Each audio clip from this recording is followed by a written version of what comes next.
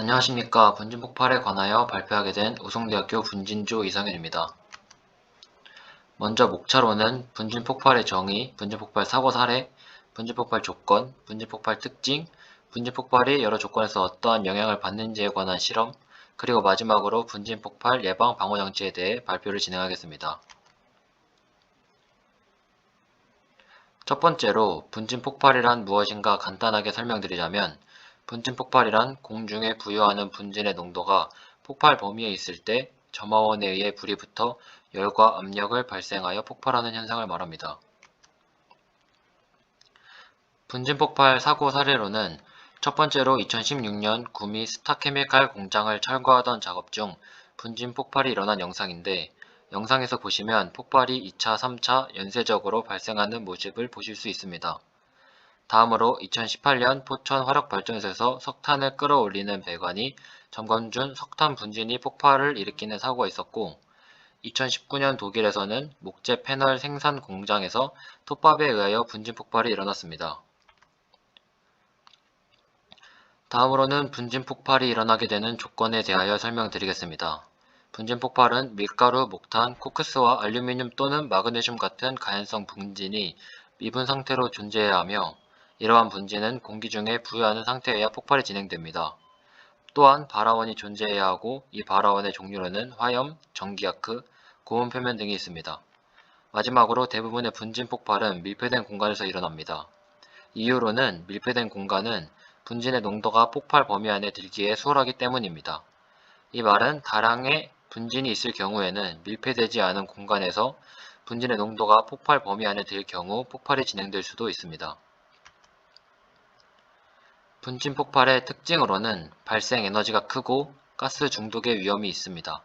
가스 중독이 나타나는 이유는 분진 폭발 시 가스 폭발과는 다르게 완전 연소가 완벽하게 일어나지 않기에 이산화탄소가 다량이 생성되기 때문입니다. 다음으로는 폭발 시 입자가 비산되므로 그 비산된 입자와 충격파로 바닥에 적재되어 있던 분진들이 부유하고 2차, 3차 폭발로 이어지게 되는 특징을 가집니다.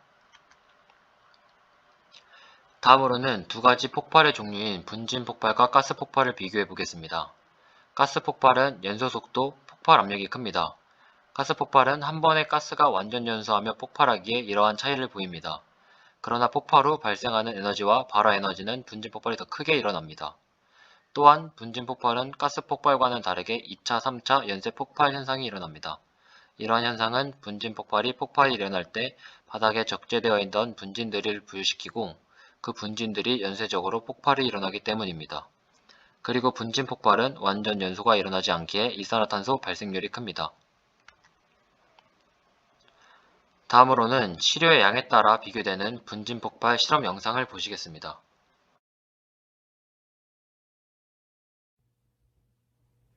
안녕하십니까.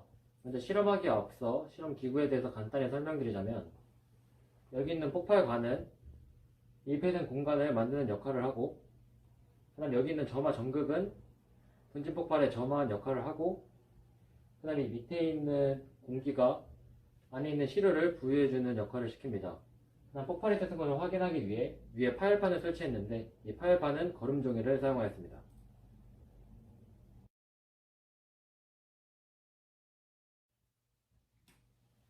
안녕하십니까. 이번 실험은 시료의 양이 분진 폭발에 어떠한 영향을 미치는지에 관한 실험입니다. 현재 들어가 있는 시료의 양은 톱밥 150마이크로미터 미만 2g입니다. 폭발 진행하겠습니다.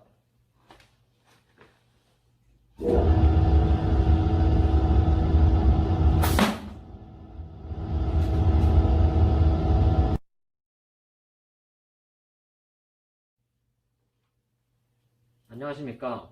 이번 실험은 톱밥 150마이크로미터 미만 4g 폭발 진행하겠습니다.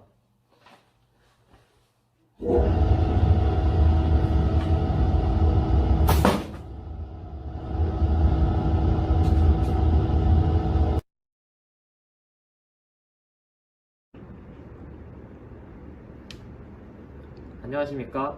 이번 시료는 톱밥 150마이크로미터 미만 0.5g 폭발 진행하겠습니다.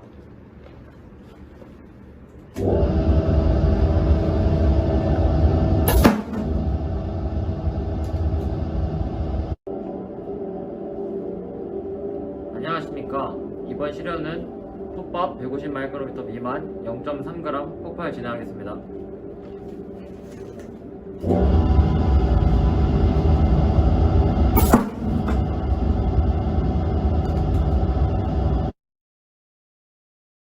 보시다시피 시료가 많을수록 분진 폭발이 강하게 일어나는 것을 확인할 수 있습니다.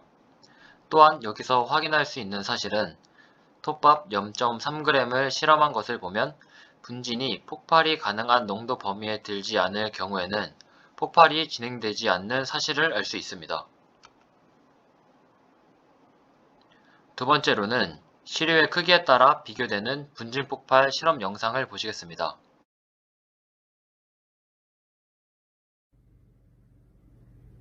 안녕하십니까.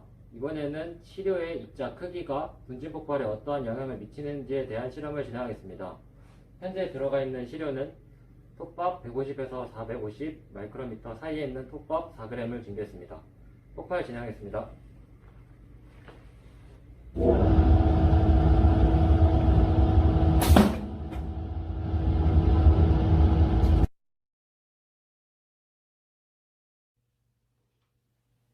안녕하십니까. 이번 실험은 톱밥 150 마이크로미터 미만 4g 폭발 진행하겠습니다.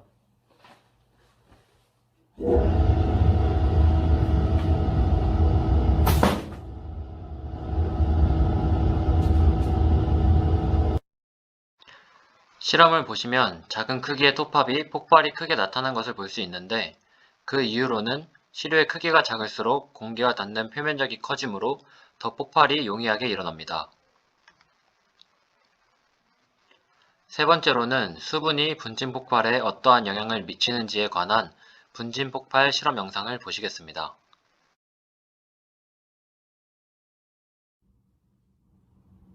안녕하십니까. 이번 실험은 수분이 분진 폭발에 어떠한 영향을 미치는지에 관한 실험입니다. 현재 들어있는 시료는 수분을 머금은 톱밥 150 마이크로미터 미만 4g을 폭발 진행해 보겠습니다.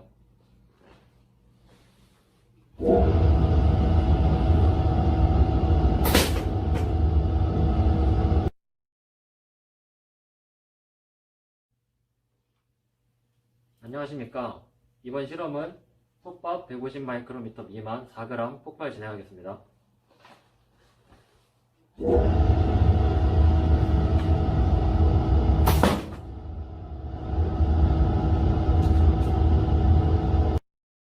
보시다시피 수분을 함유하고 있는 시료의 폭발이 잘 일어나지 않음을 볼 수 있습니다. 그 이유로는 첫 번째로 수분은 분진이 부여하는 것을 억제하는 역할을 하고 두 번째는 수분의 큰 기화열이 에너지를 뺏으며 세 번째로는 기화한 수증기가 불연성가스 역할을 하기 때문입니다. 하지만 알루미늄 또는 마그네슘 같은 금속 분진의 경우에는 수분과 만나 폭발할 때 가연성 가스인 수소가스를 발생하기에 수분과 함께 있을 때 더 위험할 수 있습니다. 마지막으로 분진 폭발 예방 방호 대책입니다. 예방 대책은 분진이 누적되거나 비산하지 않도록 분진을 제때 제거하고 분쇄기 입구에 스파크가 발생을 방지하는 금속 분리 장치를 설치하고 분진 발생 또는 취급하는 지역에서는 흡연 등 불꽃을 발생시키는 기기 사용을 금지하여야 합니다. 또한 분진 물질을 수송하는 설비 및 수송 덕트의 접속 부위는 정전기가 발생할 우려가 있으므로 접지를 실시하여야 합니다. 방호 대책은 폭발로 인해 압력이 어느 정도 상승하는 것을 감지하여 폭발 억제 장치가 작동하고 고압 불활성 가스가 들어있는 소화기가 작동되어 폭발을 진압하는 장치를 사용하거나 분진 폭발이 발생하였을 때 실험 때 사용했던 파열팔과 같은 장치를 이용하여 압력을 외부로 방출시킴으로써 재해학제를 방지 감소시키는 방법이 있습니다. 이상으로 분진 폭발에 관한 발표를 마치겠습니다. 감사합니다.